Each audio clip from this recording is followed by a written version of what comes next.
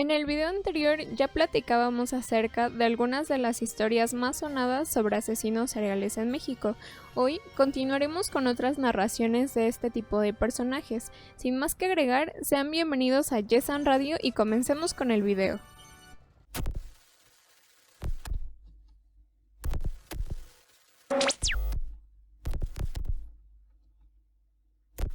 El caníbal de la Guerrero.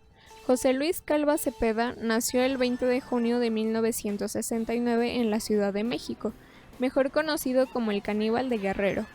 Quedó huérfano de padre a los 2 años y pasó a cuidados de su madre, que no supo qué hacer con la responsabilidad de cuidar a 6 hijos y buscó las respuestas en el alcohol, pero las que encontró no fueron las adecuadas para criar a un niño, y menos a 6, pues esta adicción hizo aflorar más su agresividad. Según lo contado por José Luis, incluso una vez lo dejó a dormir en el patio por haber roto una figura de porcelana. Todo este maltrato físico y psicológico lo orilló a escapar de su casa a los 6 años y vivir en las penumbras de las calles, donde tuvo que adaptarse para lograr sobrevivir. Llegó a robar para poder comer y se inició en el consumo de drogas, pero esto se vería interrumpido, pues ya no pudo aguantar más y decidió volver a su casa con su madre. Pero esto le trajo más problemas, pues recién regresando uno de los amigos que visitaba a su hermano mayor lo violó. Este hecho marcaría su infancia y el resto de su vida, pues continuó, pero ahora era un chico introvertido e inseguro, que siempre buscaba aquello que no lograría conseguir, la aprobación de su madre. Era tanta su necesidad de atención materna que cuando era joven incluso llevaba a sus novias a la casa familiar para que fueran aprobadas por su madre, y así hasta que en 1992 se casó y tuvo una hija, pero el matrimonio no funcionó. Pero sus intentos de encontrar el amor no cesaron ahí, pues en 2004 lo volvió a intentar, pero solo obtuvo otro fracaso. Aunque esta vez terminó en tragedia, pues el odio que había ido acumulando contra su madre y las mujeres por generalización lo llevaron a secuestrar, torturar y asesinar a su propia pareja, para luego seguir con su siguiente víctima, una mujer que, presumiblemente, se dedicaba a la prostitución, usando la misma metodología que con su pareja. Todo parecía marchar bien para los planes de José Luis, o al menos eso pensaba él, pues tras haber hecho lo mismo con su tercera víctima, las investigaciones comenzaron. Ya había una denuncia por la desaparición de su pareja, y entre las indagaciones policiales, José Luis resultaba un sospechoso, así que, al querer escapar del interrogatorio y la revisión de su departamento, intentó huir por el balcón, pero se resbaló y cayó de cabeza en la acera, causándose una conmoción cerebral.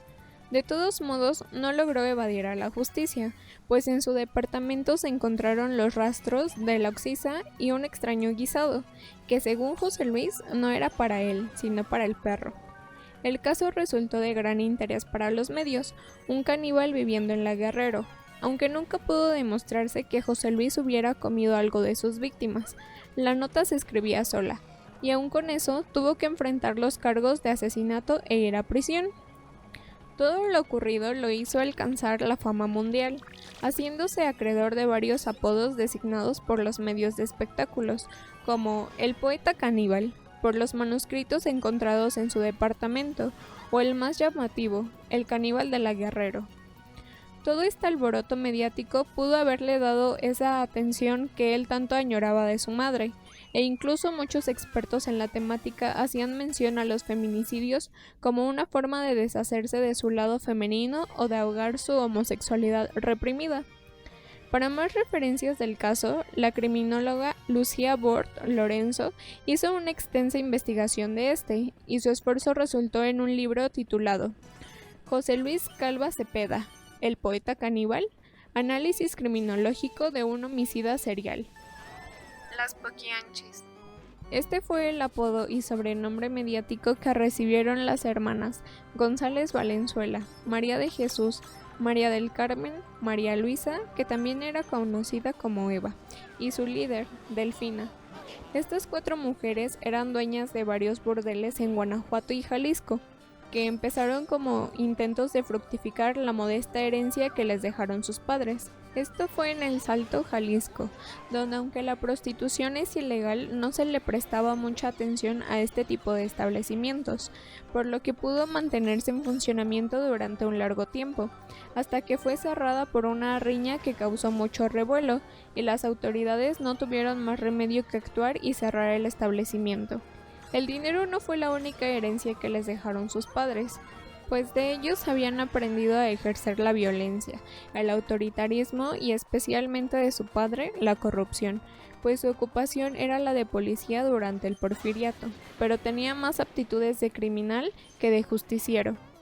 Entonces, siguiendo con lo aprendido de la familia, decidieron mudar su burdel a Lagos de Moreno, Jalisco, en las fechas en las que se celebraba la feria anual del pueblo.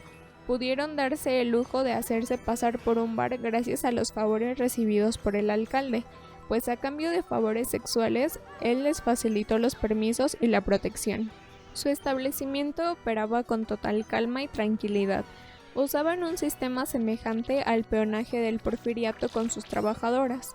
Las obligaban a comprarles a ellas lo necesario para sus necesidades básicas a precios inflados, para que siempre estuvieran endeudadas y tuvieran que prostituirse para ellas e ir cubriendo su deuda.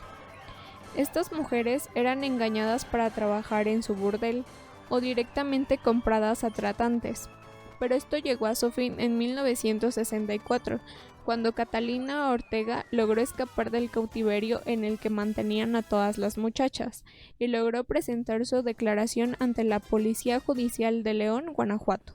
Tras ser destapado el caso, las muchachas liberadas relataron la tortura por la que pasaron. Mencionaban que fueron testigos de asesinatos, pues las poquianchis se deshacían de aquellas que ya no les servirían, enterrándolas vivas en un panteón clandestino.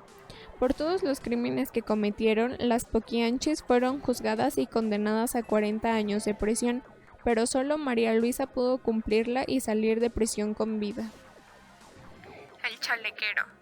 Francisco Guerrero Pérez, mejor conocido como el Chalequero, el estrangulador del río Consulado y muchos más apodos por el estilo que le dieron los medios, fue el responsable del asesinato de aproximadamente 20 mujeres que se dedicaban a la prostitución durante el periodo de 1880 y 1888, y de una última víctima, una anciana, en 1908.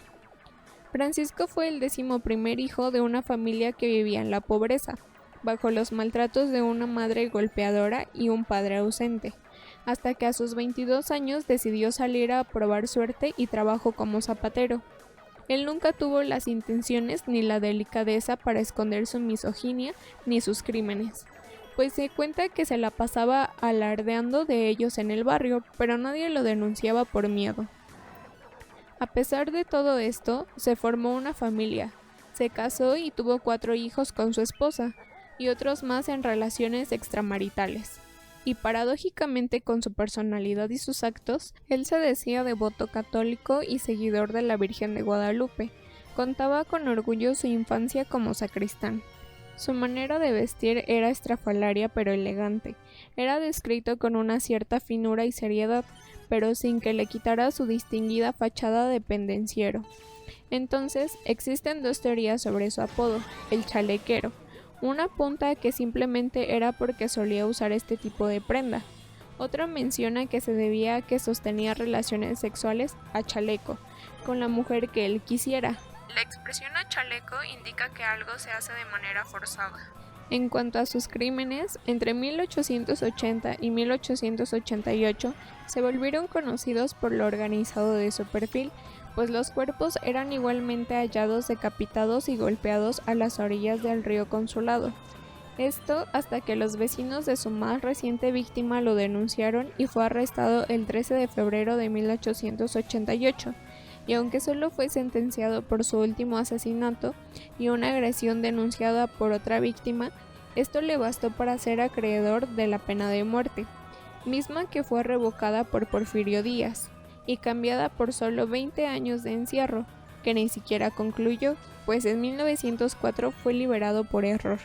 Esto le dio la oportunidad de cobrarse una última víctima, una anciana, a la que le hizo lo mismo que a sus anteriores víctimas, por lo que fue recapturado en 1908, para ahora sí ser sentenciado a la pena de muerte sin intervención política alguna. Pero aún así no fue llevada a cabo, pues este falleció antes de que se consumara, y aún se desconocen los motivos de su muerte. ¿Y cómo les pareció esta segunda parte de narraciones sobre asesinos seriales? ¿Imaginaron que en la historia de México hubiera tanto aporte para esta temática? Deja tu opinión en los comentarios y si te ha gustado el video no olvides dejar tu me gusta o suscribirte al canal, o mejor aún, date una vuelta por los demás videos. Y sin más que agregar, recuerda que esto es Yesan Radio y nos vemos en el siguiente video.